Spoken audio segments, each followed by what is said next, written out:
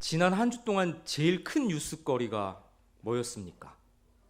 네, 여러 가지가 있겠지만 뭐니 해도 신종 코로나 바이러스일 겁니다.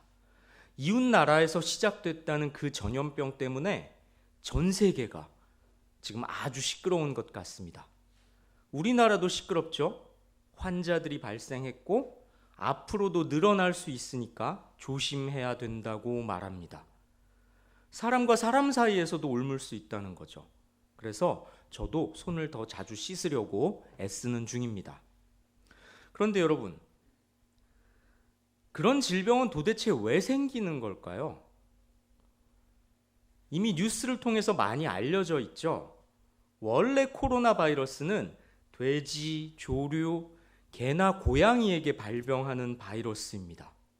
그런데 이 바이러스가 돌연변이가 돼서 인간에게도 감염되는 거라고 합니다.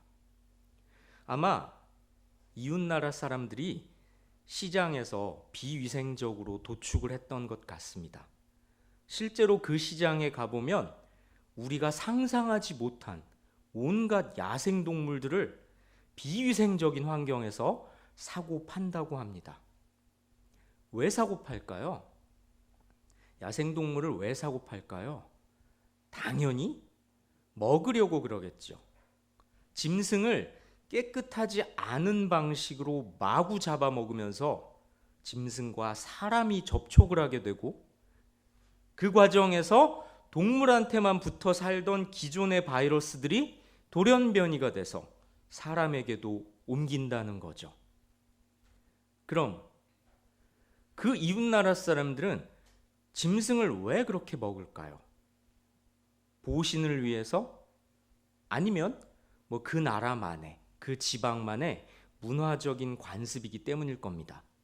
어쨌든 중요한 건 동물을 무절제하게 잡아먹으면서 애초에는 없던 질병이 생겨났다는 거죠. 성도 여러분, 제가 이 얘기를 왜 할까요? 저 목사 동물보호가인가? 채식주의자인가? 그럴 리가요.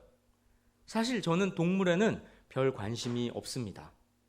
그리고 고기는 먹으라면 잘 먹습니다. 무한 리필 고깃집 이런 거 저 되게 좋아합니다. 제가 이 이야기를 하는 이유는 인간이 무절제하게 동물을 잡아먹으면서 애초에는 없던 질병이 생겨났다는 그 점을 오늘 설교의 시작점으로 삼으려고 한다는 겁니다. 아까 봤던 창세기 1장 29절과 30절 다시 한번 보겠습니다. 화면을 좀 띄워주시겠어요? 같이 한번 다시 읽어보겠습니다. 시작. 하나님이 이르시되 내가 온 지면에 씨 맺는 모든 채소와 씨 가진 열매 맺는 모든 나무를 너희에게 주노니 너희의 먹을거리가 되리라. 또 땅의 모든 짐승과 하늘의 모든 새와 생명이 있어 땅에 기는 모든 것에게는 내가 모든 푸른 풀을 먹을 거리로 주노라 하시니 그대로 되니라. 하나님께서 천지를 창조하십니다. 그리고 여섯째 날에 짐승과 인간을 창조하시죠. 그리고 짐승과 사람에게 먹을 거리를 주십니다. 성도 여러분, 그런데 가만 보니까 어떻습니까? 하나님께서 사람한테 채소와 과일과 열매만 음식으로 주셨죠? 그렇죠? 고기를 먹으라고 주지 않으셨네요. 이제 보니까. 짐승은 또 어떻습니까? 놀랍게도 짐승한테도 풀만 먹을 거리로 주셨네요. 그렇습니다. 최초에 하나님께서 인간과 짐승들에게 주신 음식물에는 살상으로 인한 피 흘림이 없었습니다.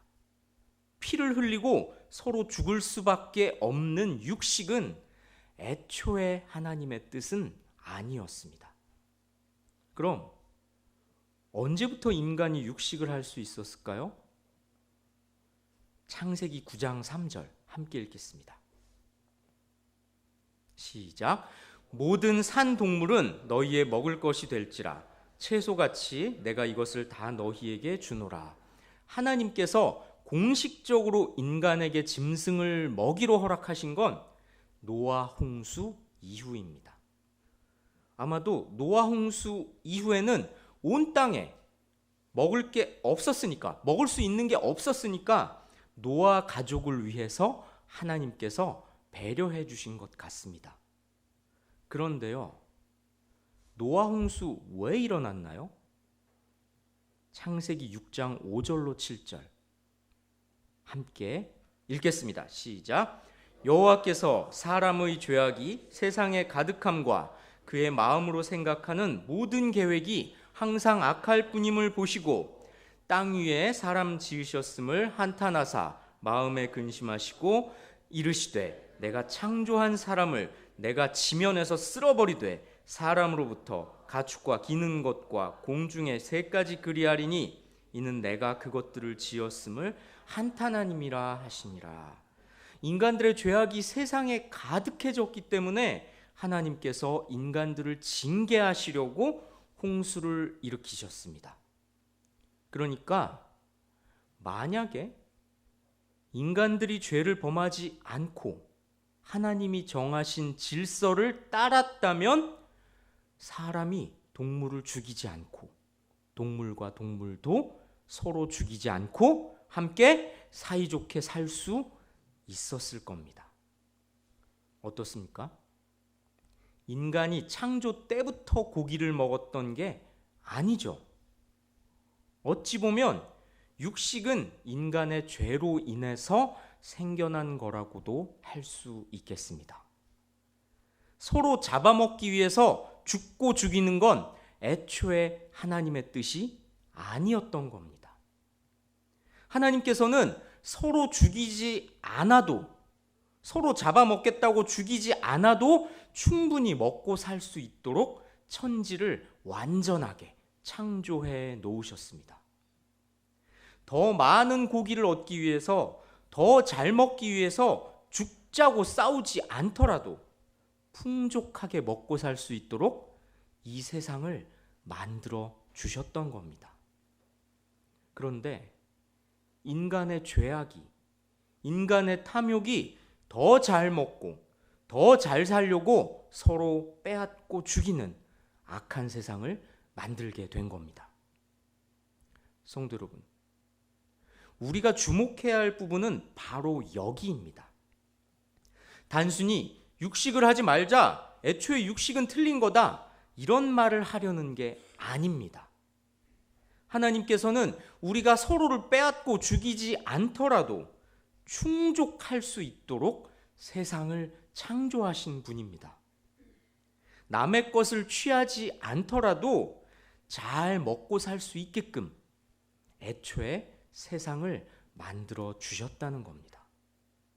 그렇기 때문에 우리 인간들은 하나님께서 채워주심을, 하나님의 공급을 믿고 의존하면서 자족하면서 살아가야 한다는 겁니다. 잘 먹는다는 게 무슨 의미입니까? 잘 먹는다는 건 필연적으로 잘 버는 걸 의미하겠죠. 그러니 더 잘 먹으려고, 더 가지려고 하지 말고 지금 가진 것에 감사하면서 자족하는 삶을 하나님께서 기뻐하십니다. 바울 사도는 이렇게 말합니다. 빌립보서 4장 11절 화면 보시면서 함께 읽겠습니다. 시작. 내가 궁핍함으로 말하는 것이 아니니라. 어떠한 형편에든지 나는 자족하기를 배웠노니. 바울은 자기가 넉넉할 때든 부족할 때든 어떠한 형편에 처해 있든지 만족할 수 있다고 말합니다. 그러면서 성경을 읽는 우리도 그렇게 되기를 권면합니다. 바울의 권면을 하나 더 볼까요? 디모데전서 6장 6절입니다. 함께 읽겠습니다. 시작. 그러나 자족하는 마음이 있으면 경건은 큰 이익이 되느니라. 이게 무슨 말일까요? 지금 가지고 있는 것에 만족한다면 경건에 큰 도움이 된다는 겁니다. 이어서 7절, 8절도 함께 읽겠습니다. 시작. 우리가 세상에 아무것도 가지고 온 것이 없음에 또한 아무것도 가지고 가지 못하리니 우리가 먹을 것과 입을 것이 있은즉 족한 줄로 알 것이니라. 아담이 원죄를 짓기 전까지 벌거벗었지만 옷이 필요 없었고요. 다른 동물을 잡아먹지 않아도, 더 좋은 고기를 먹으려고 애쓰지 않아도 충분히 먹고 살 수 있었습니다. 왜? 하나님께서 주셨기 때문이죠. 우리가 먹을 것, 입을 것을 자꾸만 더 가지려 하는 건 기본적으로 하나님께서 기뻐하시지 않는다는 걸 바울의 진술을 통해서도 알 수 있습니다. 앞에서 우리가 신종 코로나 이야기를 했고요. 육식에 대해서도 조금 살펴봤습니다.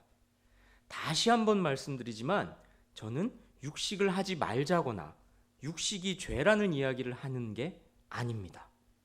저는 누구보다 고기를 좋아하고 잘 먹습니다. 이따가 저녁에도 우리 담임 목사님께서 청년들 이렇게 위로해 주시려고, 힘내라고 좋은 걸 사주신다고 알고 있어서 저도 따라가서 엄청나게 먹을 겁니다. 점심시간에 식당에서 저 못 보셨죠? 일부러 굶었습니다. 정말입니다. 저는 누구보다 고기를 좋아하고 잘 먹습니다. 고기를 먹지 말자거나 틀렸다는 이야기를 하는 것이 아닙니다. 다만 인간이 고기를 먹게 된 그 배경을 성경을 통해 살펴보면서 더 좋은 걸 먹고 더 가지려 하는 인간의 탐욕을 돌아봐야 한다는 겁니다. 여러분, 치킨 좋아하시죠? 연하고 폭신폭신한 닭의 살코기를 싫어하는 분이 많지는 않을 겁니다. 그런데 여기 어르신들께서 더 잘 아시겠지만 닭을 자유롭게 풀어서 기르면 닭살이 우리가 먹는 치킨처럼 그렇게 연할 수가 없습니다. 왜냐고요? 닭이 활발하게 움직이면 근육이 발달하기 때문이죠. 그런데 닭을 닭장에 빽빽하게 옴짝달싹 못하게 가둬서 기르기 때문에 사실 우리는 연한 살코기를 더 많이 얻을 수 있다고 합니다. 이것은 이미 알려진 바이죠.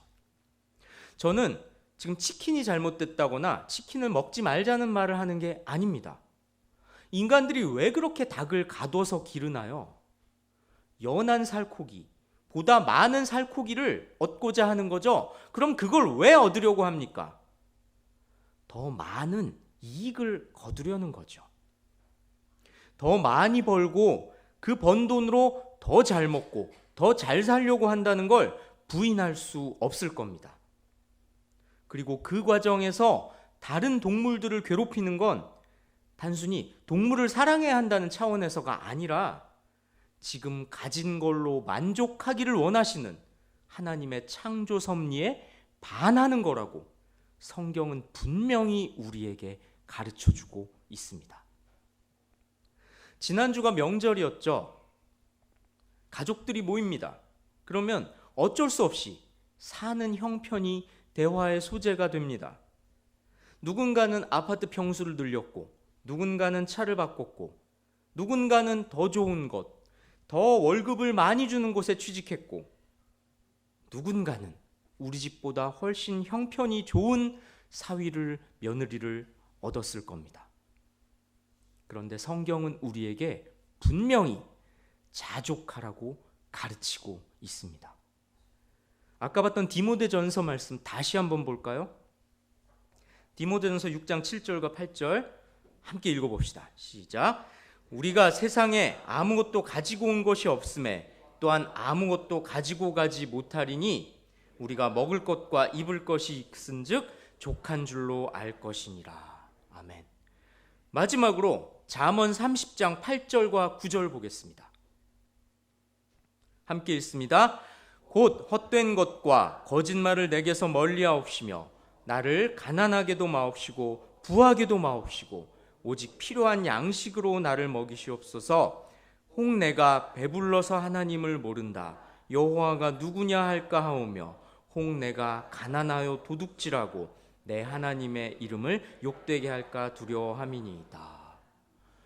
유명한 아굴의 잠언입니다. 아굴이라는 사람은 이렇게 기도합니다. 가난하게 하지 마시고 부자도 되지 말게 해달라고 합니다. 왜냐고요? 가난하면 남의 것을 도둑질할 수도 있으니까. 그러면 하나님의 이름이 모욕을 당하니까. 부자가 되면 배가 불러서 하나님을 모른다고 할까봐. 어떻습니까? 자족의 신앙을 잘 가르치고 있죠.